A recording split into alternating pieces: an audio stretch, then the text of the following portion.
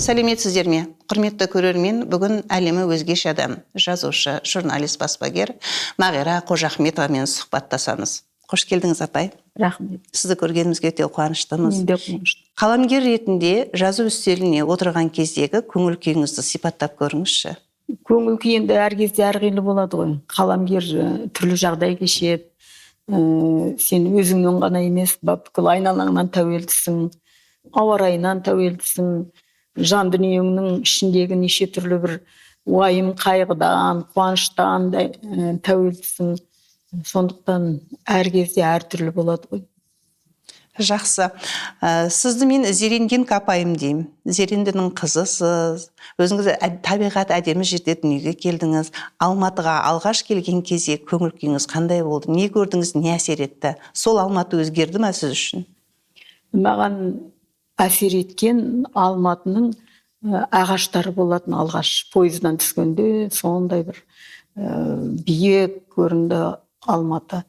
Мен енді Көкшетау өңірінде өстім. Көкшетау кітапхана техникумда 3 жыл қалада оқыдым. Ауылда 7 сынып бітірдім. Сонда ол жақта енді көл көп болады, шоқылар, таулар. Алматыға келгенде ең бірінші сол пойыздан маған әсер еткен осы биік мына таулары мен ағаштары болатын. Сондай бір ғажап, бір құпия, бір тылсым, бір өте бір керемет маған жұмбақ көрінген. Ол жұмбақты шештіңіз бе, сол күйінше мәлі? Ол сол күйінше ғой, ол шешу, жұмбақты шешу ол мүмкін емес жалпы. Мен мәселен қанша тақырыпты зерттеп жүрсем де, қандай материал жазсам да, мен ешқашан ойламаймын, мен осының бір шегіне жеттім, осы тақырыпты меңгердім деп, я болмаса жұмбақты шештім деп, оның мәңгі жалғаса беретін жұмбақ, мәңгі жалғаса беретін тылсым ғой. 13 жасыңызда үйіңізден кеттіңіз, жаңа техникум, кітап техникумнасына түстіңіз. Ол кітап техникумна түсуіне әкеңіздің ықпалы болды ғой, Әрине ықпалы болды. Мен енді 13 жасымнан бастап күнделік жаза бастағанда сол бірден осы кітапқа деген махаббат болды. Өйткені ылғи айтам, біздің үйде кітап көп болатын. Әкеміз математикадан сабақ бергенімен әдебиетті жақсы көрді. Өзі өлең шығаратын, өлең жазатын, бүкіл қиссаларды жатқа айтатын, қап-қап кітап әкелетін. Сол кітаптың ең бірінші маған осы кітап деген сөзді бір қасиет болды. Сол кітапхана, кітап деген сөз үшін осы техникумға түскен есімде. Енді ол кітапхана техникум бітіргеннен кейін кітапханашы болып жұмыс істеу керек қой. Мен істедім 1 жыл кітапханада, Қызылсая деген ауылда кітапханада жұмыс істедім.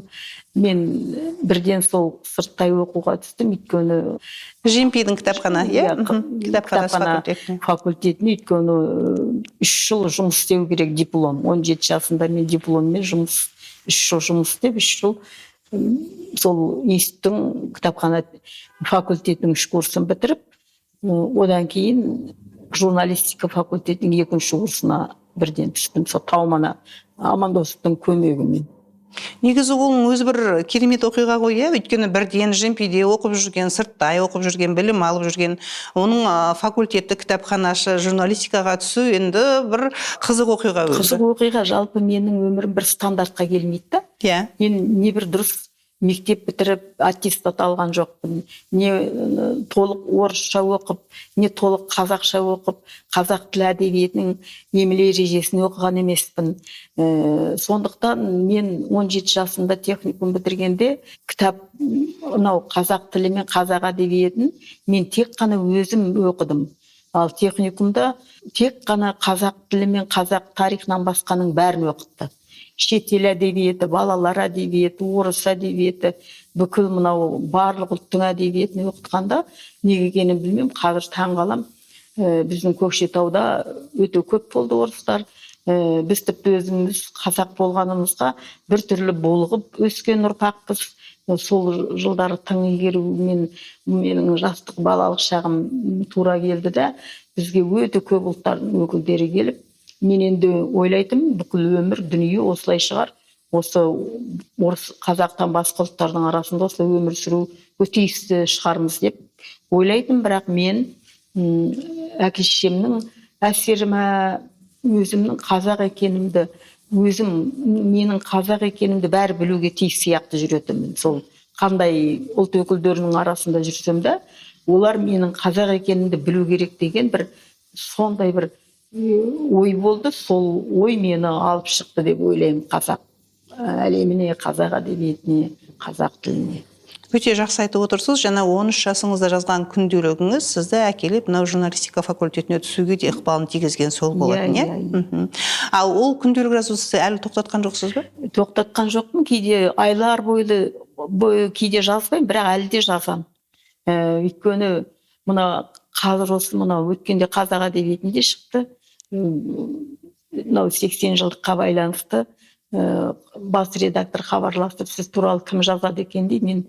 Мен айттым, мен білмеймін, мен ешкімге жаз деп айтқан жоқпын десем, ойбай, енді 80 жылдығыңызды беру керек қой десе, онда мен күнделіктерімнен үзінді берейін дедім. Бауыржан Жақыпқа содан сол 2 бетке шығарыпты ғой. Енді кезінде ұланға шыққан бала кезіндегі күнделіктерім. Енді ол күнделіктердің мен бір оны жазайын деп, я болмаса бірден бір сол іске кәдеге асады деп ойламаппын. Күнделіктердің кәдеге асқан енді біліп отырмын да қазір. Ал сол кездегі балалық жастық шақтағы әсер бәрі тұр. Қазір де жазып қоямын. Менің мынау көптеген адамдарды танимын ғой, енді атақты адамдар. Мәселен, жаңағы менің интервью сұхбат алған атақты адамдардан сұхбат бір бөлек. Ал оларға мен қалай жолықтым, қалай бардым, қандай қиындық көрдім. Олар менімен сөйлескісі келмеді ме?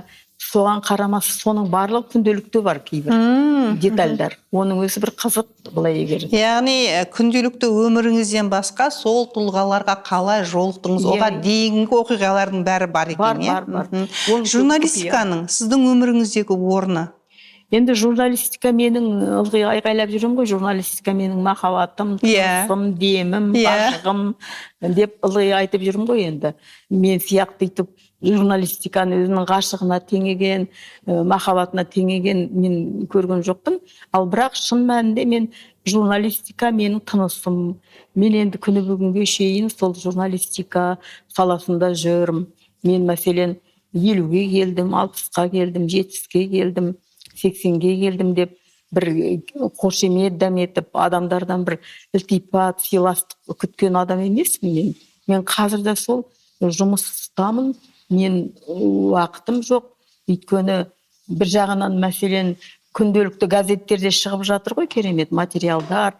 Ал екінші жағынан мен мынау баспаханада сол миымда тұрады, сол журналым қалай шығып жатыр, газетім қалай шығып жатыр, оның қазір ақшасы өсіп жатыр, оның экспедированияны проблемаға айналып жатыр. Соның барлығын мен хабарласып жатады, соған өте қиналып жүрем. Мен мәселен бір осы туған күндерін тойлап жатыр ғой менің әріптестерім, 70-ге, 75-ге келген бүкіл осы республика тойлап жатыр. Соларға жай қызығып қарап қоям. Бір сәтте босаңсуға сізге уақыт жоқ. Уақыт жоқ, ондай босаңсуға уақыт жоқ. Мен өте оның бәрі қиын. Жыл өткен сайын қиын екен. Әрине, мынау Казгудың жанынан өтіп, бара жатқан кезде бүйтіп, қараған кезде есіңізге не түседі? Ең қымбат, ең бір қимайтын сәтіңіз ол не? Ол менің осы Казгуге менің 2-ші курсқа Тауман Амандосовтың әкеліп отырғызып қойғаным. Мен сонда бір дүниенің кілтін ұстағандай қал кешкен. Мен егер мынау өз арманым болатын Сафуан Шаймерденовтің Инеш романын оқып, осы университетке ғашық болғам 14 жасымда. Содан сол Казгу мен күнделігіне қарасам, бір сөз бар екен, таудан да биік университет, Алатаудан да асқақ университет деген жазу бар екен менде. Тіпті деңіз, Тіпті мен үшін сол университет, ана Алатаудан да асқақ университет, Алатаудан да биік көрінген екен сол кезде. Қазіргі заманның талабы ма, қоғам өзгерді ме, және білім беру сапасының талаптары өзгерді ме білмеймін ғой. Қазір журналистикада мысалы үшін 20 қыз, 2 ұл отырады. Ол кезде 20 ұл, 2 қыз, тіпті бір ғана. Соның біреуі сіз болдыңыз, сіздің достарыңыз, әріптестеріңіздің бәрі ер азаматтар болды. Одан олармен дос болу қиындыққа түскен жоқ па сізге? Ол мен енді 2-ші курсқа келгенде жаңа 30 жігіт, 2 қыз болды, Сара Латиева, Шәрбана Бейсенова. Ал алдымызда Орынкүл Тәжиева деген жалғыз қыз жүрді. Оның алдында 30 қыз және Орынкүл деген Орысбай-ағаның несі бар еді ғой, мақаласы. Бұлай қарап отырсам, мен пәлендей бірден дос болып кеткен жоқпын мен. Өйткені мен ана орысша оқыдым да, техникумды бітіріп, мен университетке келгенде мені ойлапты, мына біреудің бір туысы шығар, диплом алу үшін отырғызып қойған деп, мен өйткені сөйлемейтінмін адамдармен. Мен ешкіммен сөйлеспей, тіпті кейбір жігіттер ойлапты, мені өзі қазақша біле ме, білмей ме деп ойлайды екен. Өйткені мен сөйлеспеймін ешкіммен, тұйық болдым. Ал кейін бірте-бірте дос болып кеттік барлығымен. Өйткені біздің курстан 6-7 жігіт бірден штатқа алынды, лениншіл жасқа. Солардың артын ала, соңын ала, мен де сол кіріп, сонымен керемет дос болып кеттік. Менің бүкіл жұмыстарымды бітіріп беретін жігіттер, менің бүкіл шаруаларымды атқаратын күні кешеге дейінгі мынау өмірден озған Ырым Кененбаев, Құрманғазы Мұстафин, Сүлеймен Рақымжан Тоқсанбаевтар кәдімгі осы бір командировкаға сапарға кетіп бара жатсам, сол Сүлейменге хабарласып, сен мен тілеп отыршы деп, кәдімгідей ол батасын беріп, тіпті солай шығарып салып, телефонмен күні кешеге дейін сөйтіп отыратын жігіттер. Енді олардың бәрі жоқ қазір, өкінішке. Ал үш қыздың досы әлі жалғасуда? Үш қыздың досы жалғасуда. Әрине, үшеуіңіз де тек қана журналист емес, жазушы болып, қазақ әдебиетінде өздеріңіздің орындарыңыз бар. Ал шығарма жазу, проза жазу, оның қиындығы, оған дайындығыңыз, енді үлкен бір әлем. Оны зерттеп жүрген адам бар ма? Оны зерттеп жүрген қыздар. Мен мына қазақтың бүкіл жазатын қыздарына ризамын, өзіңе ризамын. Мені осы керемет әспеттейтін қазақтың журналист қыздары, жазушы қыздары, тележурналист өзің. Өйткені мен қанша жасқа келсем де, осы 50 жасқа толғаннан бастап, мені ең бірінші жазған сол Сараның Жасаров апам. Одан кейін мына Гүлзира Серғазы, Қалампыр, мына Күлпара Жұмағали, Гүлмәрия Барманбекова, сосын мына Таңсұлу Алдабергенқызы. Осы барлық қыздар мені... Күні кеше ғана Қарагөздің керемет мақаласы шықты. Қарагөздің өзі 2-3 рет жазды. Гүлзина Бектасова, Жадыра Шамұратова бірнеше рет сұхбат алды. Енді солардың теңеулерін оқып, мен туралы, солардың зерттеулерін оқып, мен сондай кайф болам да. Керемет теңеулер, кейде мен ойлаймын, қандай теңеулер айтады, тіпті мына Жадыраның мен сияқты мені ұлттың ішкі иммунитеті деген теңеуін сол жүрегімнен кетпейді, қалай солай теңеген деп таңғалам мен. Сондықтан ондай теңеулер өте көп. Нәзира Жарымбетованы айтқым келеді, сосын Гүлайым Шынтемірқызы, екеуі де мына Маңғыстауға барғанда ылғи менен сұхбат алатын Гүлайым, Қостанайға барғанда ылғи жүгіріп жүретін Нәзира, сол екеуін өткенде тізім келінбей қалыпты. Соларды қазір айтқым келеді. Жалпы мен сондай ризамын мына қазақтың бүкіл аты шығып жүрген қыздарының барлығы керемет мақала жазып, зерттеулер жазып. Қанипаш Мәдібаева қандай жазған, жұлдызға шықты. Енді барлығы Гүлзия Пірәлиева, соншалықты енді мен... Яғни сонша қыздардың жүрегінен орын алуға лайықты тұлға болып тұрсыз ғой енді. Соған енді сенесіз? Сенем, өйткені мен бір жағын туыстарым айтатын, сен өзіңді шынымен осылар айтқандай міндеп есептейсің бе деп бір күлдірген, мен сенесің бе осылар бәріне деп.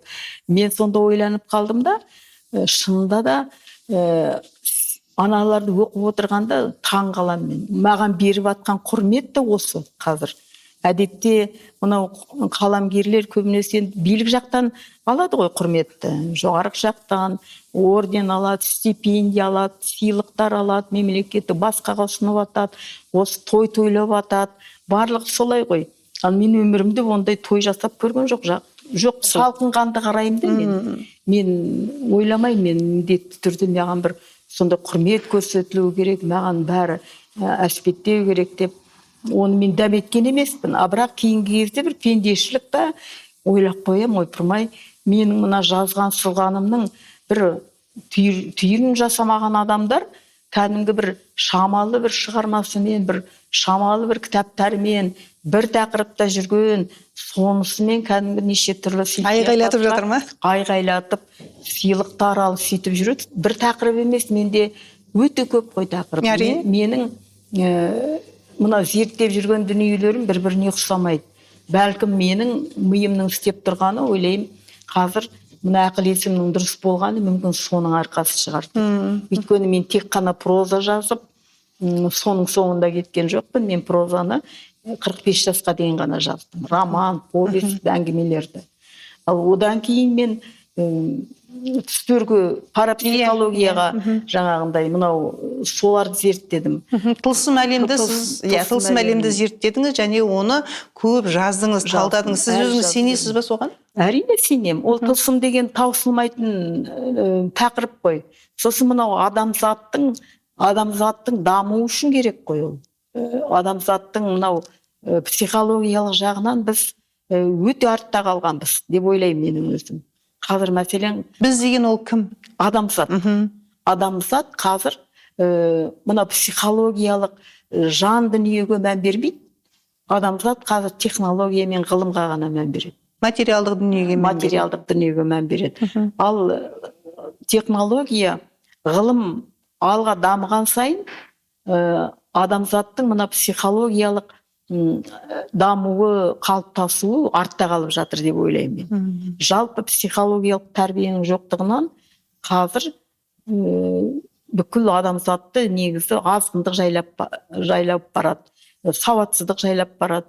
Сондықтан негізі мына психологиялық жағына үлкен мән беру керек деп есептеймін. Мәселен, қазір әлгі бізде адамды тәрбиелеуде бір баяғы бір әдет салттармен тәрбиелейміз ғой. Мен ойлаймын, қазіргі балаларды тәрбиелеуде де біз артта қалып жатырмыз. Өйткені біз қазіргі балалар кешегіде ертегіні оқымайды.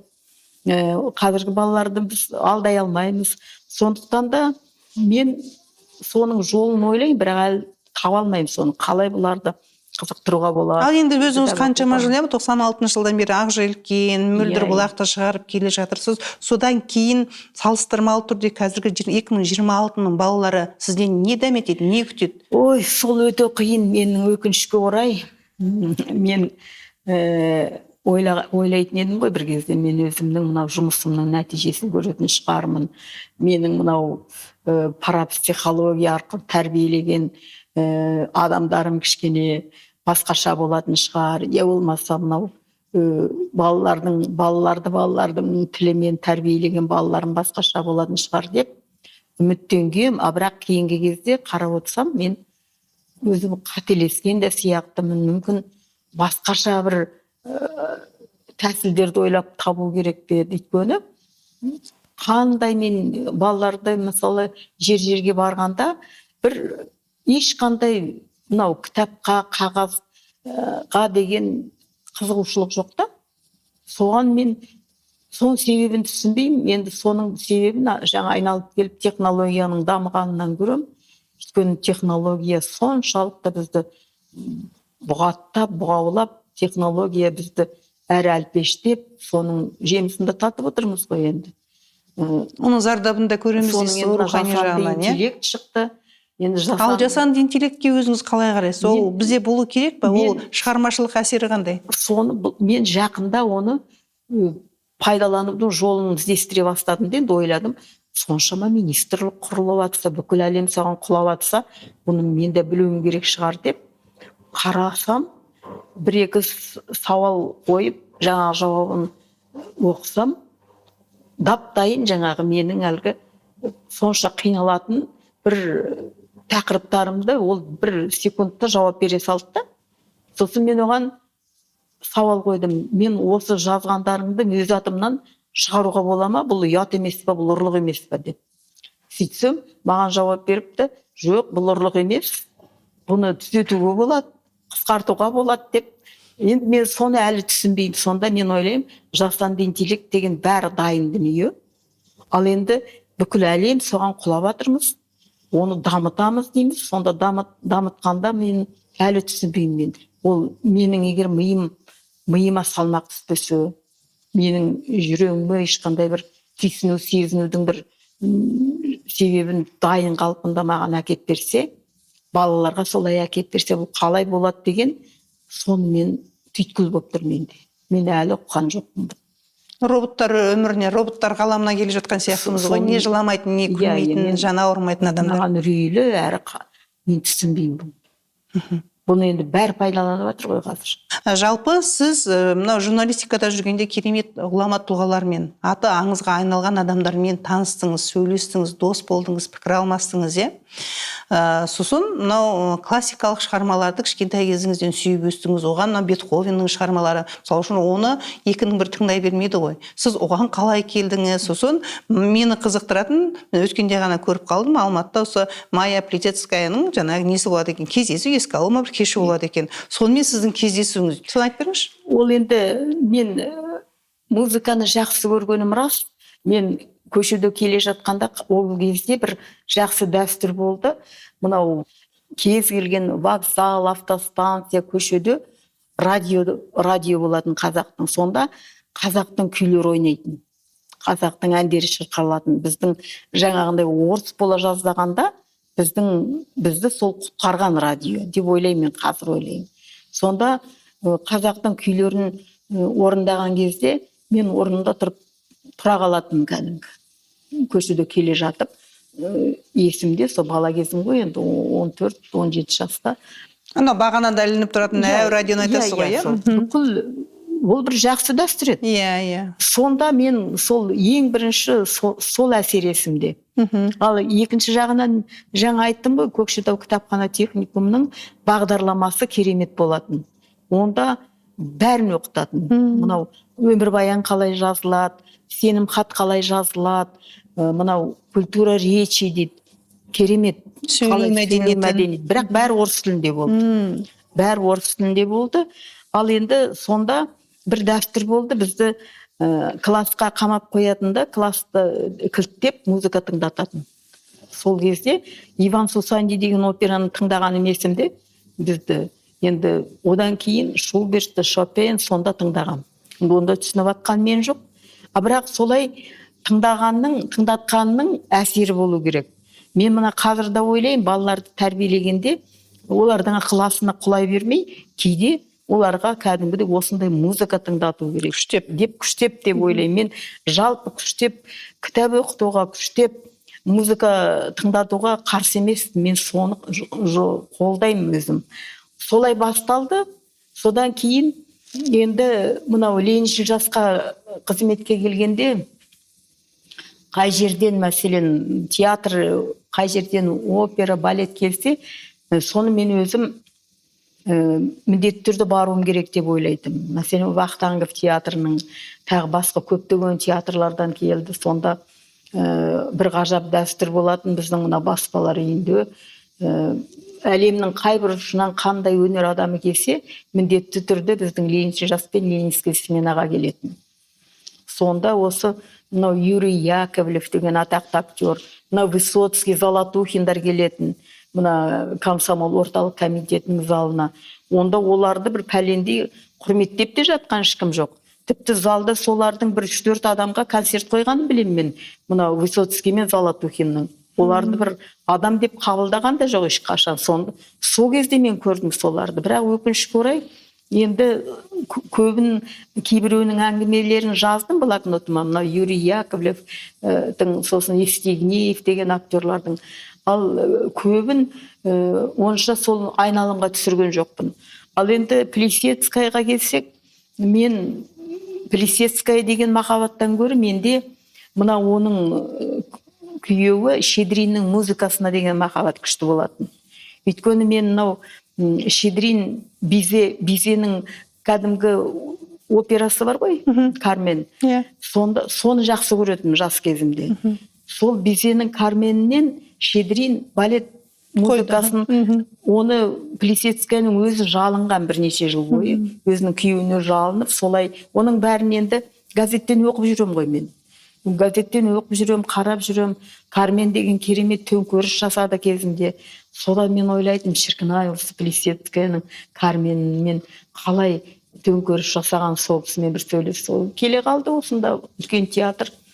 Содан мен ол кезде әйтеуір телефон бар, мына резиденцияда жатты, партия комитетінің, соң хабарласып ем, солай подойдите к такому-то часу деп айтты. Енді сон барып, опера театрына барып отырсам, жанымнан жаңағы 3-4 қыз бар, өте шықты да, Плесецкая, маған қарағанда жоқ. Содан мен соңынан жүгіріп, вы же мне обещали деп, содан ол маған менсінбей, сосын мен жаңа Кармен туралы айтқанымда жалт қаратты. Ойлаған болу керек, бұл Кармен қайдан біледі деп. Сосын мен айттым, я очень люблю музыку Щедрина деп едім, ол құлап түсті содан. Соны енді өзім күйеуін керемет жақсы көретін адам ғой, күйеуі осы жақында ғана қайтыс болды ғой, Щедрин. Сөйтіп, содан әңгімеден әңгіме, жаңағы мен айтам ғой, ол кезде бір Асқар Сүлейменов музыканы көп тыңдайтын еді ғой. Сол кісінің бір Щедрин мен Шостаковичті салыстырған бір сөз есіме түсті да, соны айтқан кезде тіпті ол мүлдем жаңағы маған ынта жақсылықпен қарап, солай сосын айтты, қыздарына жанында нөкерлер еріп жүреді екен. Ол нөкерлері біреу Камчаткадан келген, біреу тағы басқа жақтан келген. Олар ойлады да, мен де сол нөкерге ілеседі деп. Сол ілеседі деп, кейін бүкіл премьераларына Совет одағының қай жерінде болса соған шақырып жүрді. Тіпті жазған хаттары да бар еді жаңағы нөкерлерінің. Одан сол интервьюді жібердім оларға. Оларға подстрочно аударып та жібердім ғой деймін. Солай кездестік. Сонда енді ол кісі өте білімді адам ғой, Плесецкая. Содан кейін өте өр. Сосын жаңағы менің мына қолым бәрі білезік, қазақша, жаңағы соған қарап, менің жаңағы қолымдағы білезікті мынау аргентинский браслет па деп сүйдеді. Мен айттым, жоқ, бұл қазақтың білезігі осындай деп. Содан қарап, маған кәдімгідей ықылас танытып, солай болды ғой енді. Жақсы, әдемі оқиға екен. Жалпы мен сізді өзіңіз айтқандайымдай қанша ақындардың мерейтойлары, сондай бір кездесулерде емес, мен сізді мұражайда кездесіп қаламыз, опера театрында кездесіп қаламыз, театрларда кездесіп қаламыз. Тіпті мынау өткенде Республика сарайында көшпелі мұражайда кездесіп қалды. Сондай жерлерге әлі күнге дейін өзіңіз ынта танытып барасыз, көңіліңізбен барасыз. Жоқ әлде ішіңізде бір нәрсе сұрап тұр ма, бару керек, көру керекпін деген. Бұл не сонда? Бұл енді өнерге деген құштарлық қой. Енді мен жастайымнан осы Алматыға келгенде бірден сол театрға бардық. Мына Сара Латиева да керемет театрды жақсы көретін еді.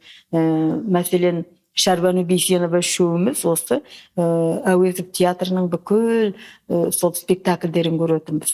Опера театрына баратын едік жиі. Кейде тіпті ешкім болмағанда мен жас кезімде жалғыз өзім театрларға бара беретінмін. Сонда қыздар таң қалатын, қалай жалғыз адам бір жерге баруға болады деп. Мен жалғыз өзім барып тыңдай беретінмін, опера ма, балет па көре беретінмін.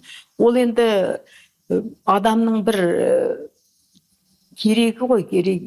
Рахаттанасың көргеннен кейін. Мен мәселен суреттен, я болмаса музыкадан, балеттен өте рахат алам. Тіпті ленші жаста жүргенде мен бұрында айттым ғой деймін, мен Штраусты, мәселен Штраустың бір юбилейінде соның сказки Венского леса деген несін тыңдап отырып, мен көз алдыма не келеді, соны жоспар құрып, солай жазатынмын жас кезімде. Мен жалпы музыка тыңдап жаза беретінмін. Мәселен, Болеро деген музыка бар ғой, керемет қой енді, керемет. Енді, мәселен, Бетховеннің кейбір сонаталарынан, қазақтың келіншек кеңес күйлерінен бір іздейтінмін соған ұқсас ноталарды. Соны тауып алатынмын кейде жас кезімде. Ол күнделіктерімде бар менің. Енді оның барлығы кез келген адам маған ғана емес, кез келген адамға тән қасиет қой деп ойлаймын. Өміріңіздегі ең маңызды сәттер ол не? Өмірімдегі ең маңызды сәттер маған жұмыс істеу, жазу. Мына жазу деген былай қарасаң өте қиын. Өте қиын. Мен қатты қиналамын жазғанда. Сонша мазасызданам, ұйықтамайым. Екінші жағынан жазудың бір адам түсінбейтін бір тылсымы бар да. Бұл әсіресе мынау қыздарға, әйел адамға өте қиын жазу деген. Оған кәдімгі соның стихиясына түсіп кеткен адаммын ғой мен. Оның стихиясына түсіп кеткенді де мен пәлендей дұрыс деп ойламаймын. Өйткені мына жазудың өте көп ол әйел адамға өте қиын ол. Әсіресе жас кезде. Ол сен жазуыңмен, сен мәселен қыздар жазуымен меншіктегісі келетін жағдайларды көп көрдім да мен жігіттердің. Сондай бір өмір бақи солармен төбелесіп жүрдім. Менің қандай құрметтеп сыйлағанмен мен өмір бақи сол жандағы жігіттерге өзімнің кім екенімді дәлелдеумен болдым. Өйткені сонда ол әйел адам жаза алмайды деп жаза алмайды деп емес, әйел жалпы әйел болу керек қой. Әйелден жазушы шықпайды деп ойлаймын. Әйел деген ол мәселен ол кез келген әйелге бір жақсы еркек бұйыра бермейді ғой. Әрине. Кез келген әйелге бір керемет жағдай туа бермейді ғой ол. Ол менің әрі бақытым, әрі трагедиям, мен бірден өзімді мына еркектің эгоизмінен арашалап алғам кезінде. Оны қалай түсінуге болады? Өйткені мен мына жаза бастағанда, мен сол жазушылықпен айналыса бастағанда, мен жаңағы маған ғашық болған жігіттер, я болмаса мен ғашық болған жігіттермен енді жақындасып былай бір әрі қарай дамытайын дегенде, мен түсіндім да менің оған менің талантымның қажет емес екенін түсіндім. Өйткені сізді кәдімгі қарапайым үй шаруасындағы әйел ретінде көргісі келеді. Әйел ретінде, және мені бүкіл сол жазуыммен соны өзінің меншігіне айналдырғысы келген, өзімнің сол ғашықтарымнан өзімді арашалап алғаным, ол бәлкім дұрыс емес шығар деп ойлаймын қазір. Өйткені оның екінші жағы бар ғой енді. Мүмкін сол жағынан мен өте көптеген қателіктерге ұрынған болуым керек. Ал екінші жағынан дәл осы қазақ жазу әлемінде, қазақ журналистикасында жазудың стихиясына соған сөңкіп, содан малтығып, әлі шыға алмай жүрген сол жалғыз мен өзім сияқты көрінемін да. Сіздің жаныңызды не жадыратады? Менің жазымды музыка жадыратады. Менің жанымды адамдардың қас-қабағы жадыратады. Мен мынау бір шуақ шашқан адамдарды көрсем, қуанып қалам да. Қандай бір қиын хал кешкенде бір адамдардың бір-біріне жасаған жақсылығы мені сондай керемет қуанышқа бөлейді. Қандай да бір жоспарларыңыз бар ма? Жақын арада мынау болса екен, мынаны істесем ғой. Ой, жоспарым көп. Осы жасқа келдім. Енді осылай бітті деп отырған адам емеспін. Мен үлгеруім керек та. Менің үлгеруім керек. Менің кәдімгі классикалық тұрғыда керемет жазылған драмаларым бар да. Көшімхан сізге, Иман Жүсіп, мен Иман Жүсіп, мынау Бауыржан Момышұлы туралы жазған Тосын сыр сұхбат деген сол драмаларымдың қойылғанын көргім келеді, соған жүгіргім келеді. Оның бер жағында мына саяхаттар деген кітабымды мен 40 жыл бұрын бастаған екем. Енді соларды бір кітап қылып шығару керек. Енді содан кейін мынау өзімнің шығарып жүрген басылымдарым бар ғой, енді соларды бір әдемі тоқтау керек қой адам, аренадан мынау әдемі кету керек. Өмірден де бір әдемі кетуім керек қой мен, бір бұжырамай, бишара болмай, ертең шашылып қалмай, мына жазған дүниемнің барлығын бір жүйелеуім керек қой. Соған сода қалай соны тоқтатам деп соны ойлап жүрмін. Мәселен мен Дертке дауа деген 22 жыл болды соны шығарып жүргенім, оған талай диплом жұмысын қорғады, ол туралы керемет зерттеулер жүргізілді сол Дертке дауа газетіне байланысты. Одан мынау Балбұлақ журналы міне 25 жыл болады биыл шыққанына. Оның шығу қандай қиын. Оған мен мына билік басындағы адамдармен қалай тіл табысуым керек. Мәселен, бұрын айтам ғой, бұрын министр, әкімдер бізге ашық болды ғой. Ал мына кейінгі жылдары өте қиын маған адамдармен, мына билік басындағылармен тіл табысу. Осы жерде бір олар шығарма деп айта ма сонда сіз? Жоқ, шығармағанда жағдай жасамайды. Жағдай, мәселен, Дертке дауаға мен 22 жыл болып бір тиын алмаймын үкіметтен. Қандай ақшаға шығарасыз? Оны мен мынау өзінің тиражынан түскен, содан кейін маған бір ғажабы менің Балбұлақ журналыма әйтеуір көмектеседі мына министрлік. Оның ішінде мен бір адамды ерекше айтқым келеді.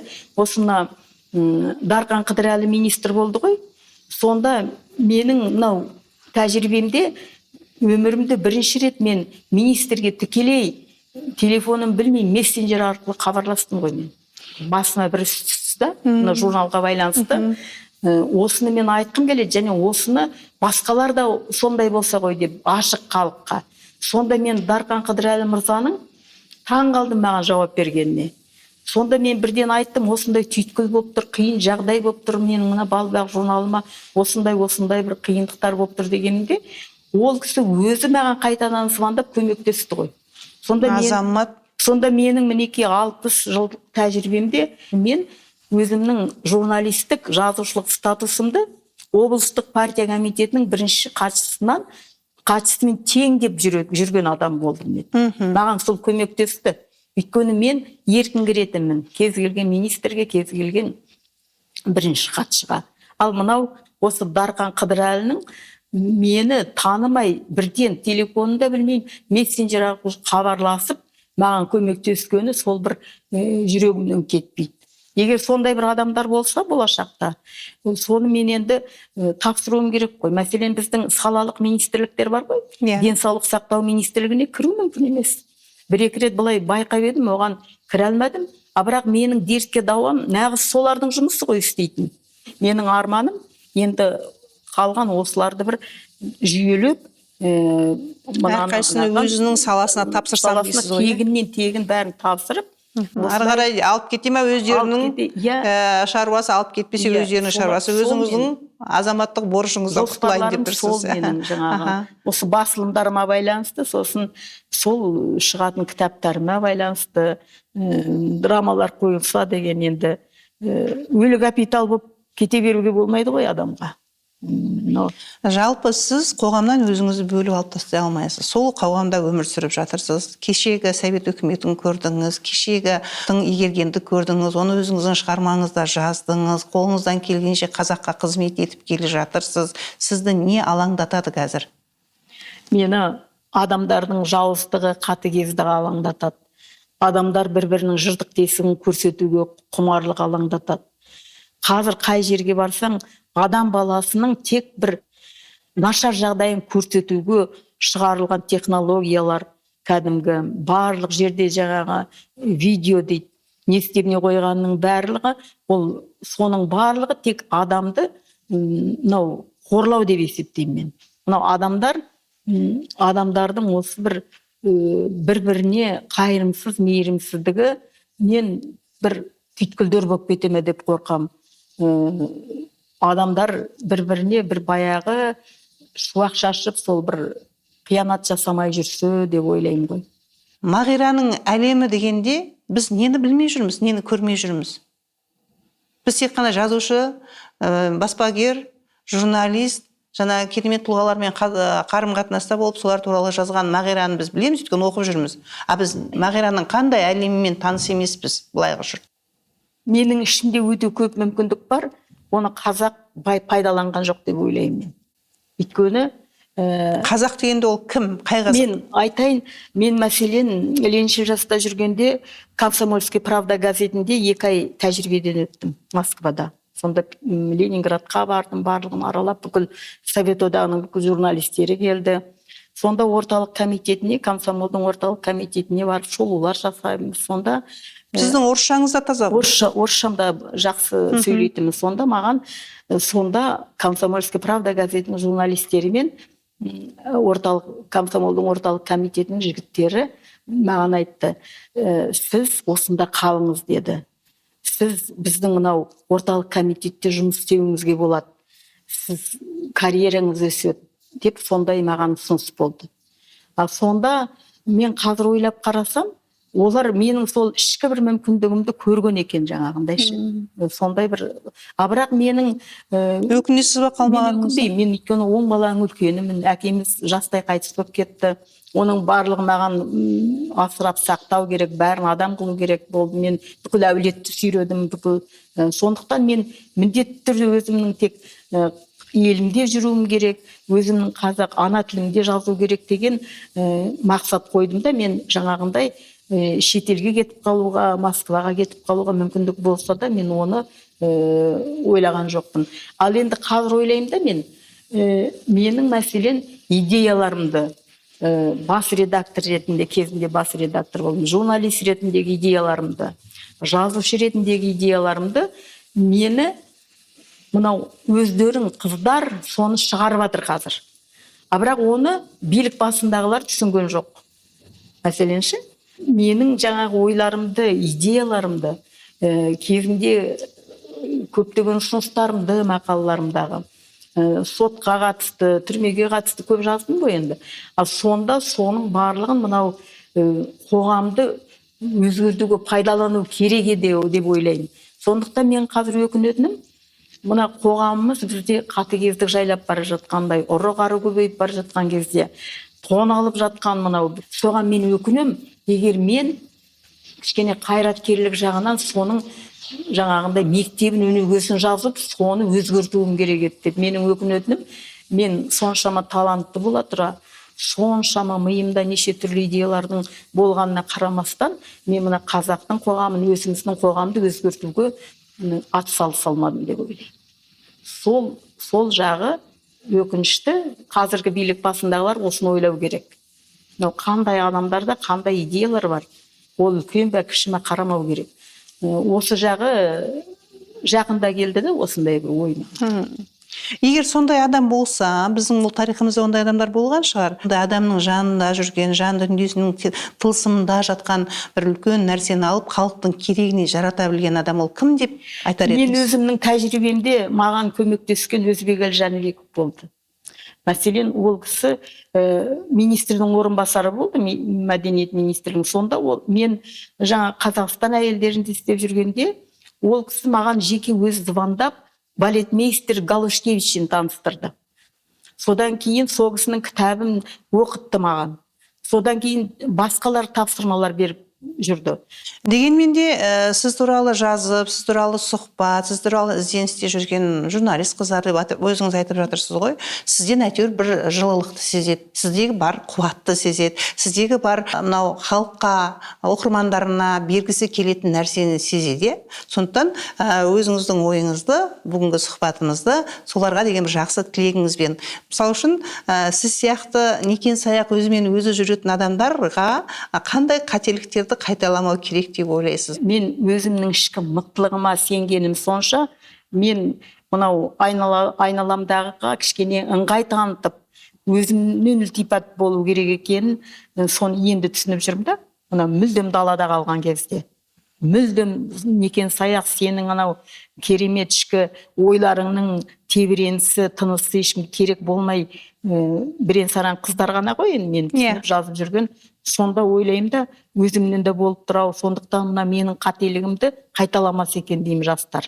Жастар кішкене мынау өмір сүру тәсілін, мынау қоғамды біз осындай жағдайға жеткенде бізді кінәліміз деп, соны кінәлі екенімізді түсінуіміз керек. Мысалы, мен енді керемет сайрап отыруым мүмкін, бүкіл қателіктерді айтып, ал соған өзімнің кінәлі екенімді білемін мен.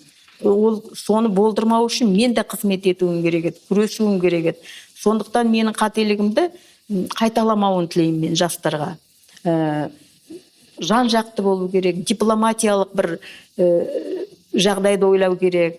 Өзіңнің мықтылығыңның, өзіңнің жаңағы өзімді данышпан деп ойлап, соның стихиясында жүрген күлкілі де негізі. Оның түкке қажеті жоқ. Соны ол қоғамға пайда келтіру керек қой. Қоғамды өзгертуіміз керек. Біз халықтың жағдайын ойлауымыз керек. Өзіңнің туған ұлтыңның жағдайын ойламаған басшылардың құны көк дейін ғой. Ең алдымен сенің мәселен, ең алдымен ойлайсың ғой, мынау отбасың аман ба, отбасың тоқ па? Халыққа солай қарау керек қой, өзіңнің отбасың сияқты. Бұның қарны аш емес па? Бұның қабағы неге жабулы, қабағы неге түнеріңкі деп халыққа солай қарауды үйрену керек. Жалпы халыққа, бүкіл ұлтымызға. Сол үшін еңбек ету керек деп ойлаймын. Сондықтан өзіңнің ішкі сыртқы мүмкіндігіңді толық пайдалануын тілеймін сендерге, өздеріңе. Рахмет. Құрметті көрермен, керемет, жүректі тербейтін, шындыққа құрылған әңгіме болды, сұхбат болды. Бізбен бірге болыңыздар.